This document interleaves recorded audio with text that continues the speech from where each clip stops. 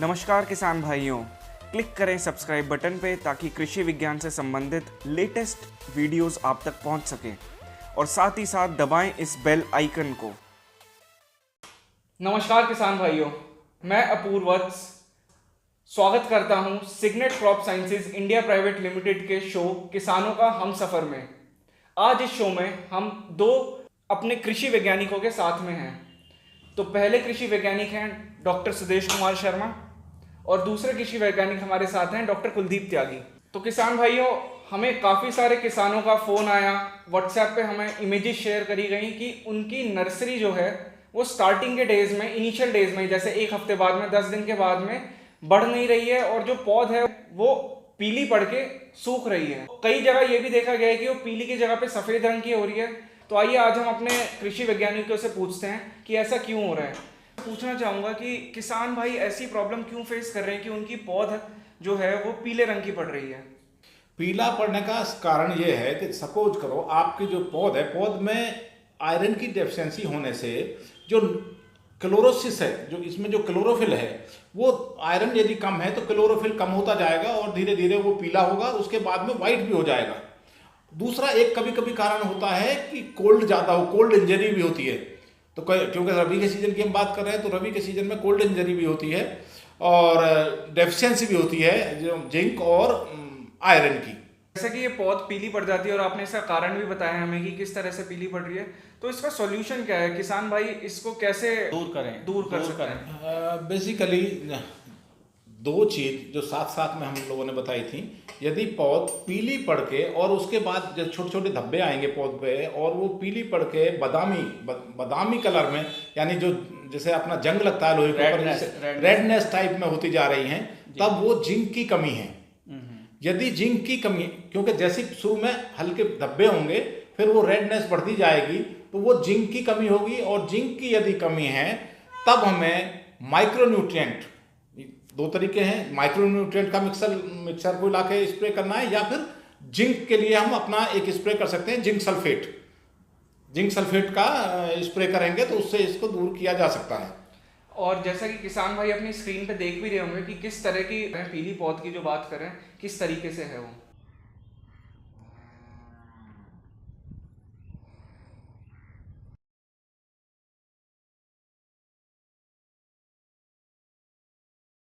Doctor साहब, एक question हो रहा है, तो आपने बता दिया कि पीली पत्ती पड़ती है और उसका क्या सॉल्यूशन क्या है। उसके अलावा कई जगह ऐसा भी देखा गया है, किसान भाइयों की ऐसी शिकायत है कि उनकी जो पत्तियां हैं वो सफ़ेद हो जाती हैं, तो उसका क्या कारण है? सफ़ेद क्यों हो जाती है और उसका क्या समस्या का समाधान कैसे है, उसमें कैसे इम्प्रूवमेंट किया जाए? जैसे अभी बताया, जैसे पीली पड़ने के बाद धीरे धीरे यदि जो पत्तियां हैं वो सफ़ेद होने लगे, धान की सफ़ेद पत्तियां हो रही हैं, तो हम समझते हैं पक्का हो जाता है कि आयरन की कमी है, आयरन तत्व की कमी है। और यदि ऐसा है तो आपको फेरस सल्फेट का स्प्रे करना होगा। और फेरस सल्फेट नहीं मिलता है तो आपको कोई भी माइक्रोन्यूट्रिएंट जिसमें आयरन तत्व हो, आप उसका स्प्रे करेंगे तो इससे तुरंत उसमें सुधार हो जाएगा।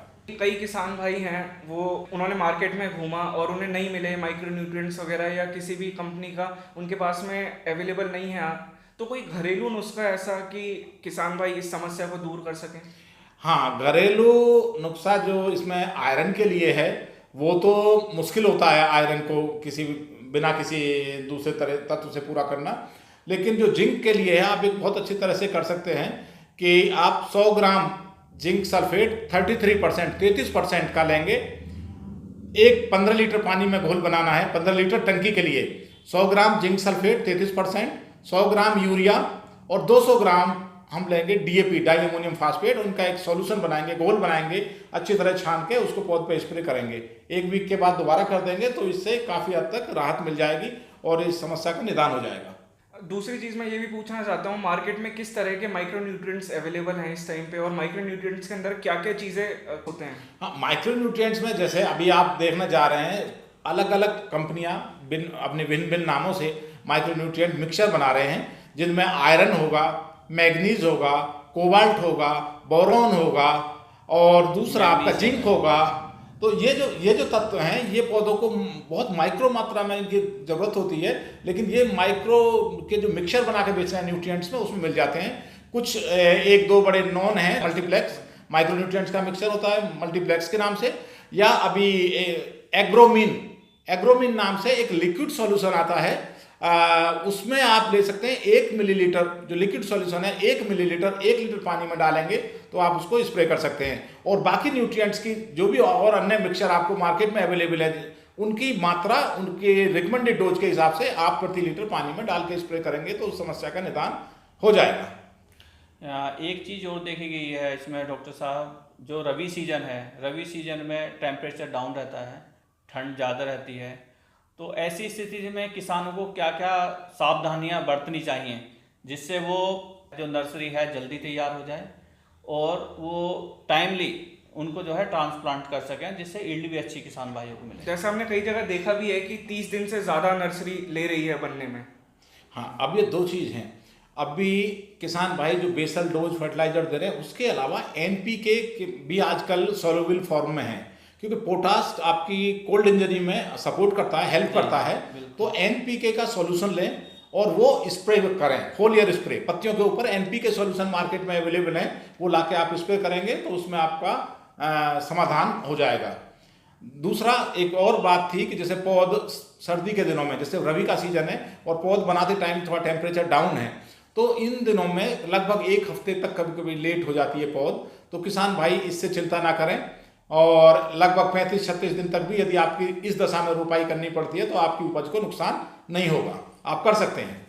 मैं कृषि विज्ञानियों से और पूछना चाहूँगा कि अगर वो और कोई सुझाव देना चाहें हमारे किसान भाइयों को। हाँ, एक सुझाव और है जो किसान भाई उसको ज़रूर करें, सोइंग करने से पहले बेसल डोज ज़रूर डालें। जिस खेत में नर्सरी सोइंग करना है, धान की सोइंग करनी है, उसमें DAP, पोटास, जिंक सोइंग करने से पहले ज़रूर डालें। अगर आप इन चीज़ों को अप्लाई करेंगे, डालेंगे, तो आपकी जो पौध है, जो आपकी नर्सरी है, वो हेल्दी होगी। उसमें उसके साथ साथ जो कोल्ड है, जो ठंडा होता है, टेम्परेचर डाउन होता है, उसका इफेक्ट कम होगा, ग्रोथ अच्छी होगी और आपकी नर्सरी, जो किसान भाइयों की नर्सरी, जल्दी तैयार हो जाएगी।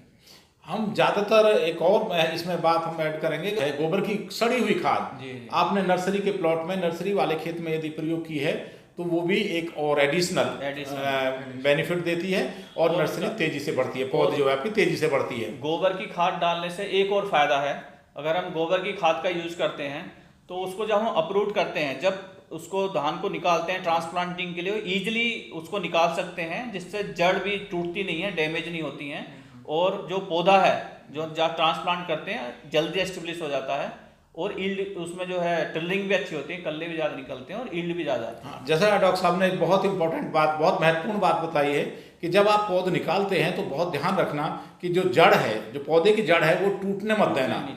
जड़ यदि आपकी टूटती नहीं है तब आपका पौधा जैसी आप रोपाई करेंगे वो जल्दी एस्टेब्लिश होता है और उससे आपकी जो टिल्लिंग, कल्ले फूटने की क्षमता है पौधे की, वो ज़्यादा होती है और धीरे धीरे इसी तरह से कंट्रीब्यूट करता है आपकी पैदावार बढ़ाने के लिए। तो मैं बहुत बहुत धन्यवाद करना चाहूँगा हमारे दोनों वैज्ञानिक का कि उन्होंने इतनी बढ़िया सुझाव दिए हमारे किसान भाइयों को, और आशा करता हूँ कि किसान भाई भी इन सुझावों को यूज़ करेंगे और आजमा के देखेंगे, जो भी दिक्कतें आ रही हैं उन्हें, वो इन सुझावों से दूर हो जाएंगी।